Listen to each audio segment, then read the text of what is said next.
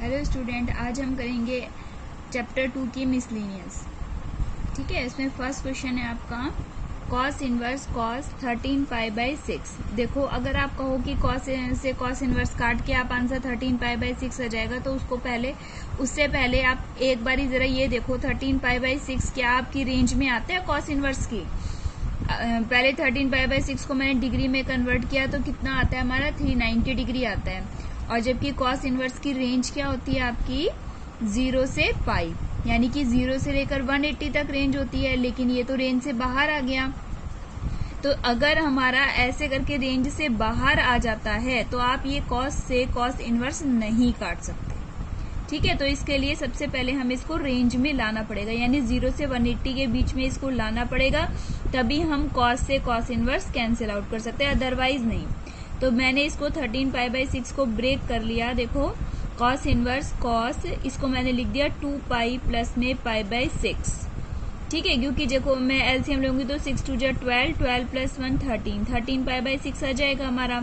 तो मैंने इसको ब्रेक करके लिख दिया, क्योंकि देखो अगर हम 2 पाई में प्लस करते हैं, ये 2 पाई वाली लाइन होती है हमारी, यहाँ पर 2 पाई होता है, तो 2 पाई में अगर मैं प्लस करती हूँ तो ये कौन से क्वाड्रेंट में चला गया, मेरा फर्स्ट क्वाड्रेंट में चला गया। और फर्स्ट क्वाड्रेंट में सारे पॉजिटिव होते हैं, तो इसीलिए मैंने यहाँ पर cos 2 पाई बाई 6 की जगह क्या लिख दिया हमारा cos pi by 6। 360 plus theta क्या होता है cos थीटा, यानी कि cos पाई बाई 6 आ जाएगा। अब ये पाई बाई 6 यानी 30 हो गया। अब 30 हमारे किसकी रेंज में आ गया, 0 से पाई की रेंज में आ गया। तो अब हम cos से cos इनवर्स कैंसिल आउट कर देंगे, क्योंकि पाई बाई 6 किसकी रेंज में आ गया हमारा 0 से पाई के बीच में, तो ये हमारा आंसर आ जाएगा। सेकेंड क्वेश्चन देखेंगे अब tan inverse tan 7 pi by 6। तो इसमें भी tan से tan इनवर्स कैंसिल आउट करने के लिए पहले देखो क्या 7 पाई बाई 6 tan इनवर्स की रेंज में आता है। तो मैंने इसको डिग्री में कन्वर्ट किया तो मेरा क्या आ गया 210 डिग्री। और जबकि tan इनवर्स x की जो रेंज होती है हमारी, क्या रेंज होती है हमारी -π/2 से +π/2, और वो भी ओपन इंटरवल। ठीक है बच्चों, -π/2 से π/2 ओपन इंटरवल होती है। तो ये 210 तो मतलब -90 और 90 के बीच से बाहर चला गया, तो फिर से रेंज में नहीं है हमारे। तो अब मैंने 7 पाई बाई 6 को कैसे कर दिया, कैसे लिख दिया अभी से tan pi plus pi by 6, क्योंकि 180 में जब भी हम कुछ ऐड करेंगे तो कौन सा क्वाड्रेंट में आएगा। देखो 180 ये वाली लाइन है, इधर की साइड ये 180 की लाइन है। इस 180 में अगर मैंने कुछ भी ऐड करती हूँ तो ये हमारा कौन से क्वाड्रेंट में आ गया, थर्ड क्वाड्रेंट में आ गया। और थर्ड क्वाड्रेंट में आपका tan और tan का रेसिप्रोकल यानी कॉट, ये दोनों पॉजिटिव होते हैं। तो tan 180 plus theta is equal to tan theta, यानी कि मेरा क्या हो जाएगा tan पाई बाई 6 हो जाएगा इसको। अब ये पाई बाई 6 तो हमारी किस में आ गया, रेंज में आ गया, किसकी -π/2 से लेकर के +π/2 की रेंज के अंदर आ गया। ठीक है, तो अब हमारा ये tan से tan इनवर्स कट जाएगा, आंसर कितना आ जाएगा मेरा π/6।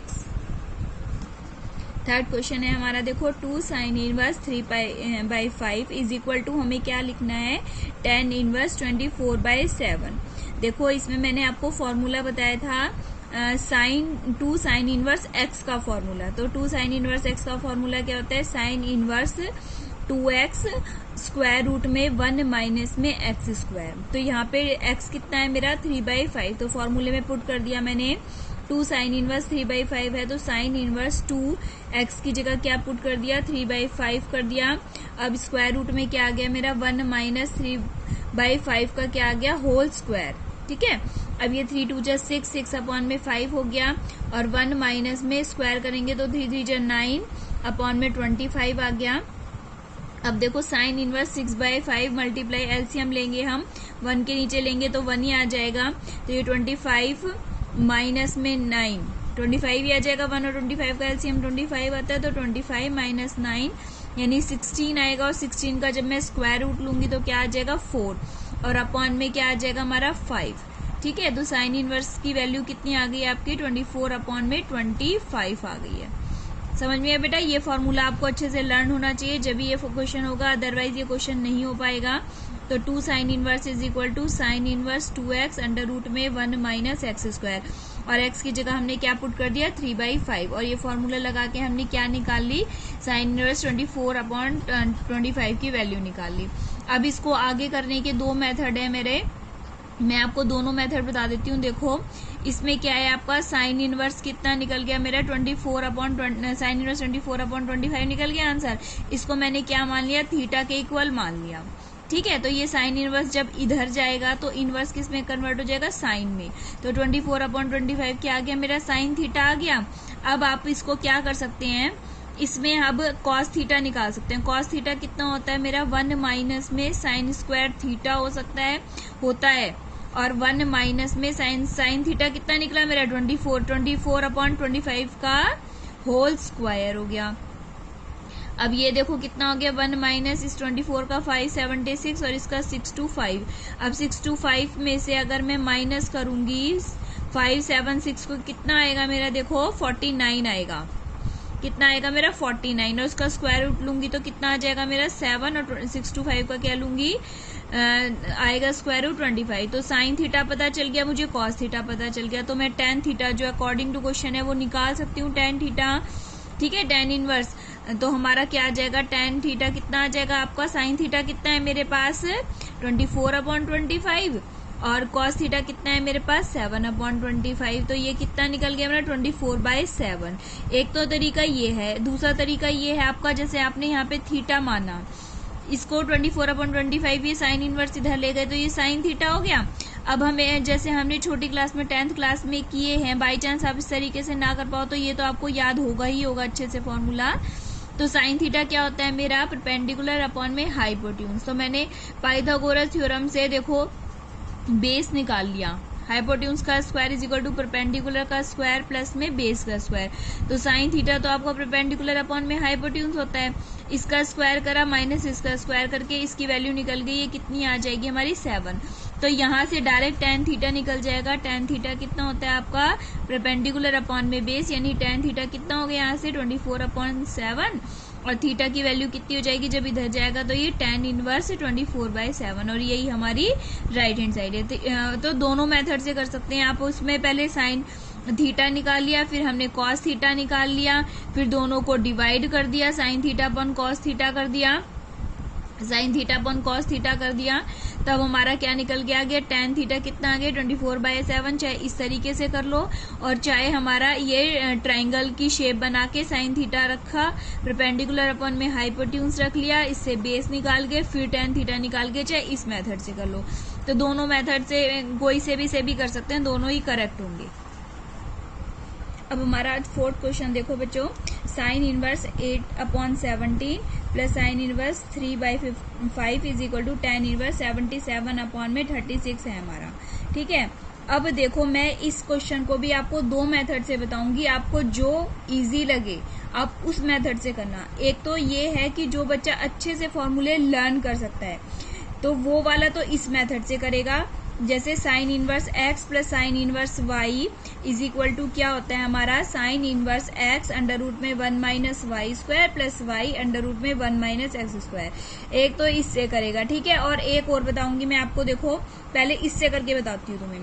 देखो साइन इनवर्स x कितना है मेरा 8/17 और y कितना है आपका 3/5। तो हमने लगाया फॉर्मूले में, साइन इनवर्स x की जगह रखा मैंने 8/17 अंडर रूट में 1 माइनस में y कितना है मेरे पास, देखो 3/5, यानी 9 स्क्वायर करेंगे y का तो 9/25 प्लस y कितना है मेरे पास 3/5 है, ब्रैकेट में 1 माइनस x कितना है मेरे पास 8/17, इसका स्क्वायर कर दो 64/289। ठीक है, अब यहाँ देखो साइन इनवर्स 8/17, अब यहाँ पे एलसीएम मैंने डायरेक्ट कर दिया, अब तो बड़ी क्लास में आगे इतना आना चाहिए। देखो एलसीएम 25 आएगा आपका, 25 माइनस 9 कितना आ जाएगा 16 आ जाएगा आपका। तो 16/25 का स्क्वायर रूट लेंगे तब क्या आ जाएगा 16 का 4 आ जाएगा और 25 का 5 आ जाएगा, प्लस में 3/5। सेम ये प्रोसीजर 289 माइनस 64 करेंगे तो हमारा 225 आएगा, और वो आपको अच्छे से पता होना चाहिए वो 15 का स्क्वायर रूट होता है, अपॉन में 289 का क्या आ जाएगा हमारा 17 आ जाएगा। अब देखो साइन इनवर्स ये 8 4 जा 32/85 और 15 3 जा 45/85 इज इक्वल टू अब देखो जब हमारे ये जो सेम होता है, डिनोमिनेटर सेम होता है, तो एलसीएम की जरूरत नहीं होती, डायरेक्ट इनको ऐड कर दो 77 अपॉन में 85। लेकिन देखो ये तो मेरा साइन इनवर्स की वैल्यू निकली और क्वेश्चन में मुझसे क्या पूछा गया है, tan की वैल्यू पूछी गई है। तो फिर वैसे ही करेंगे जैसे अभी मैंने पीछे बताया था, चाहे तो आप ट्राइंगल बना के कर दो, चाहे इसको पहले इससे, जैसे मैंने यहाँ पे इसको पहले थीटा माना, थीटा मान के ये साइन थीटा की वैल्यू ये आ गई, इससे पहले कॉस थीटा निकालो, फिर sine theta upon cos theta करके tan थीटा निकालो। या फिर आप इसको ट्राइंगल बना के भी कर सकते हैं।